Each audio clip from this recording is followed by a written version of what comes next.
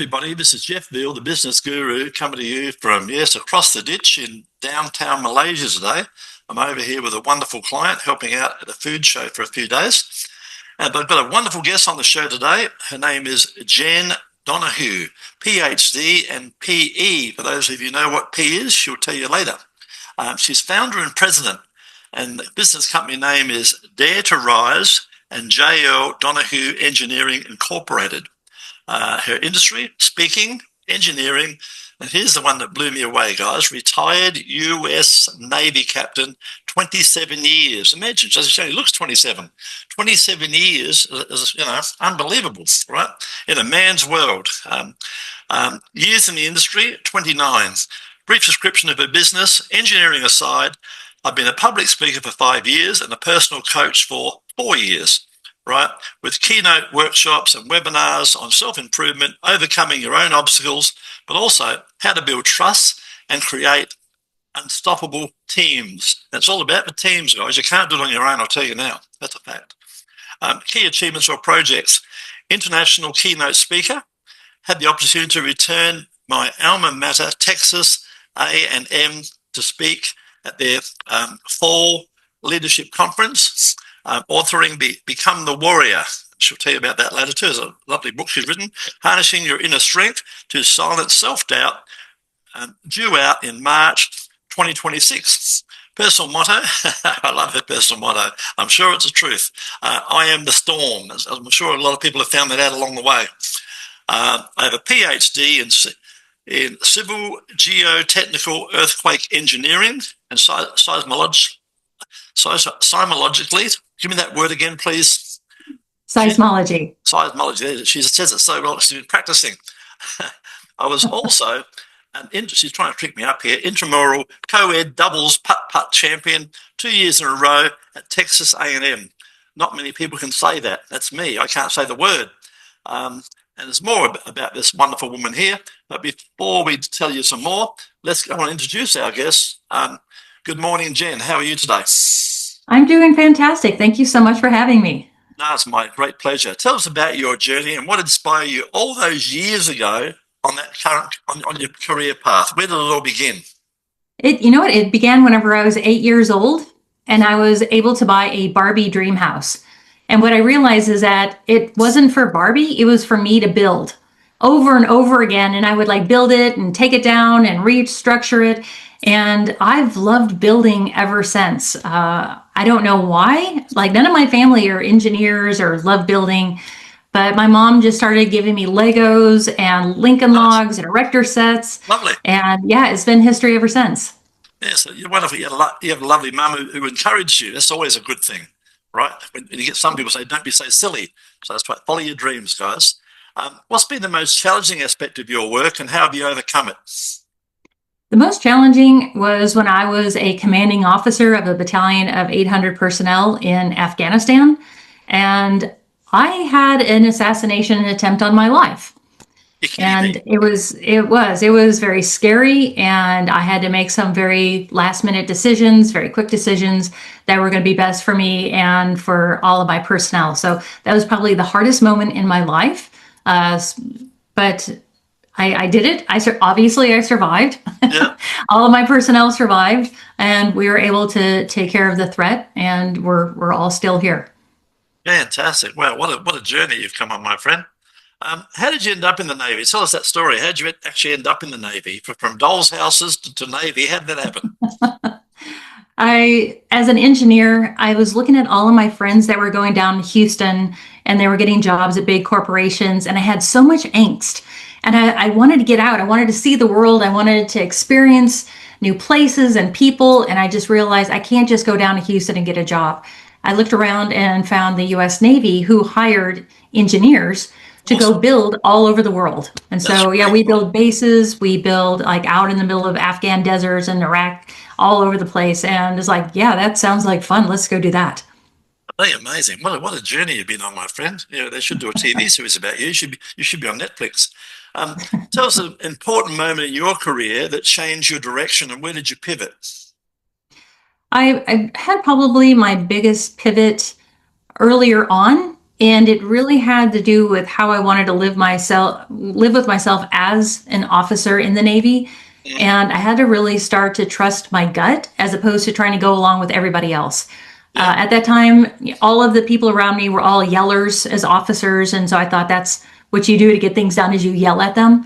Yeah. And I had a pretty hard time those first couple of years because it didn't feel right with me. Sure. And really had to talk to a mentor of mine that says, hey, why don't you try something different? Be a leader. Try something that's more you and lead the way that you feel that you need to lead. And you know what? Everything started to click right after that. Yeah. When you're authentic, it always does. That's the idea. Whole idea is, guys, be yourself. You're not anybody else. Be authentic, right? Right, right. And in your opinion, what are the key qualities and skills that have contributed to your amazing adventures and your success over the years? What do you think those key skills have been? I think it's the ability to trust people, put yourself out there and just be a little bit brave. Yeah. Also empathy and really understanding your people, and trying to pull together the best ideas from everybody. Try to find like, what is that one thing that somebody is so good at, and you can harness that and you can do something awesome. So just being able to know your people like on a really great level, like, man, that you are going to go far if you're able to do just those simple things. Yeah, empathy is a good one. And listening, guys, I tell you, one of my favorite sayings used to be, and not to be derogatory, some of the best ideas come out of the mouths of idiots. So listen to everybody, guys. You don't know what you don't know. And I've made millions from ideas that my team members along the way have told me about. The difference is I implemented them. That's the difference. Implement them, guys. Tell me, you're at base camp at the moment, still climbing that mountain.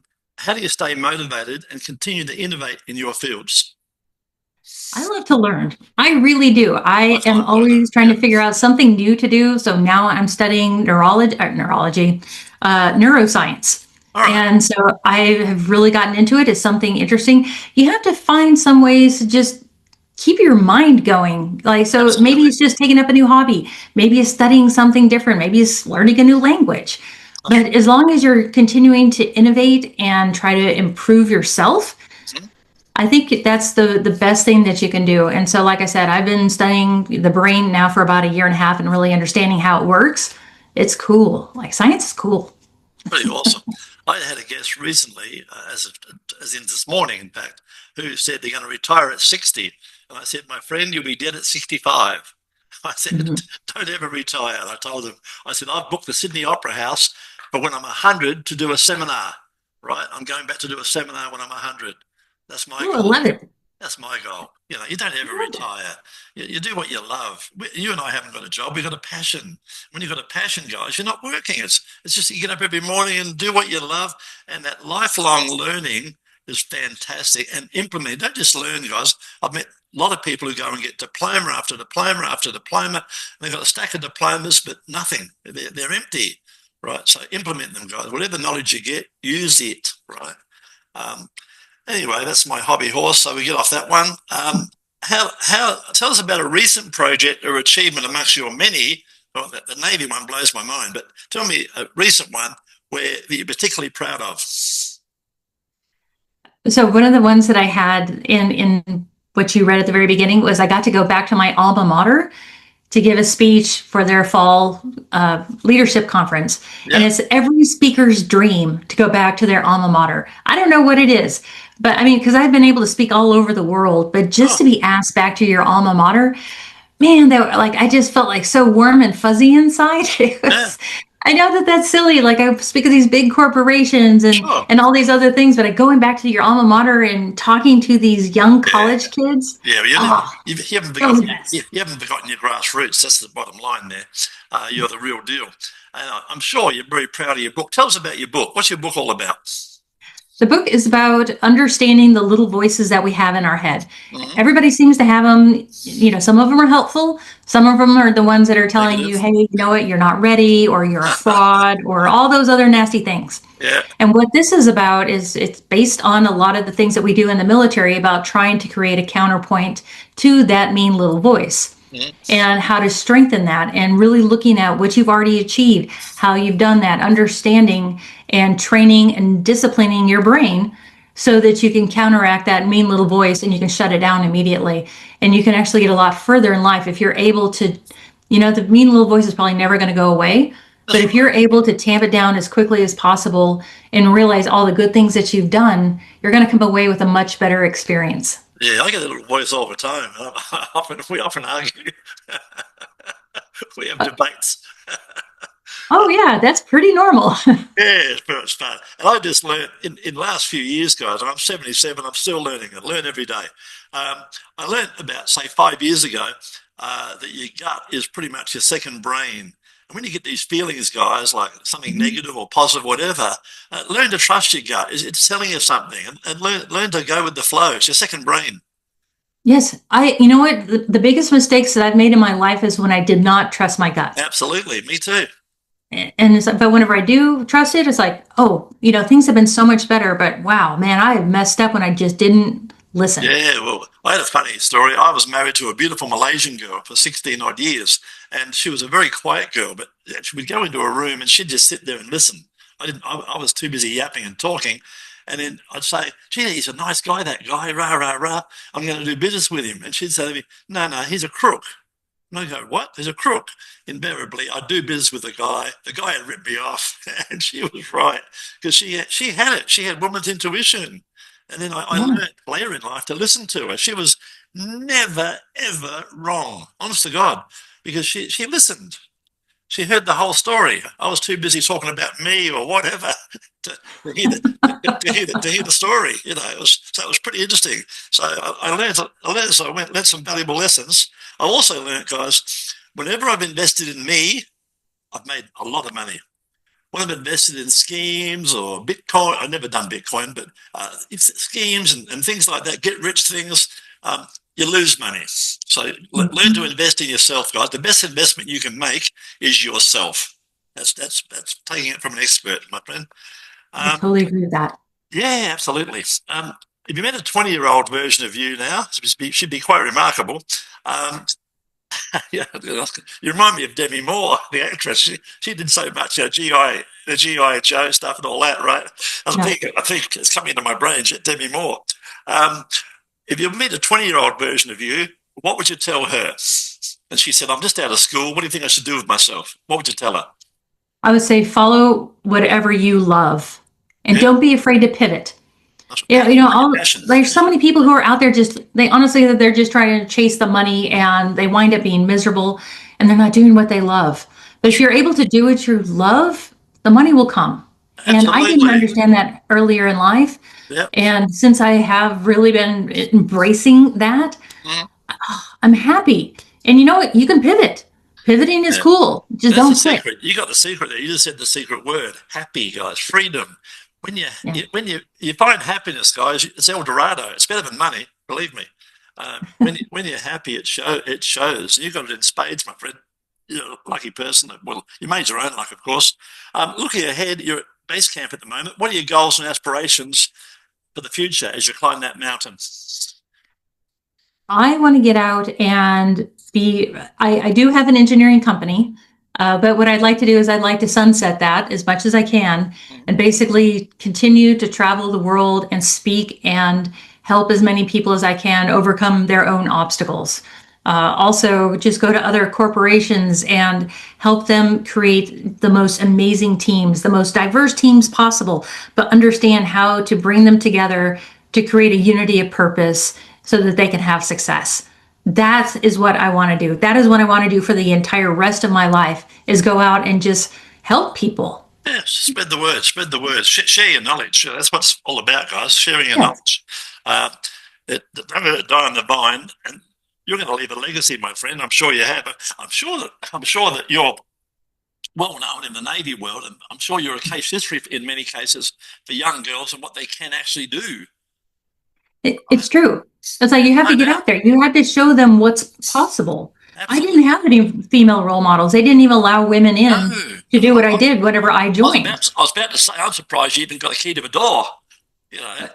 It was. We were really the very first women that were allowed into the battalions. Yeah, and so I went through the whole thing, and now there's other women that are coming in. They can see what I did and some of the others, and it's like, oh, It's so much easier when you can see it. Yeah, when someone's opened the door, like you've done for those people. Yes. Fantastic, my friend.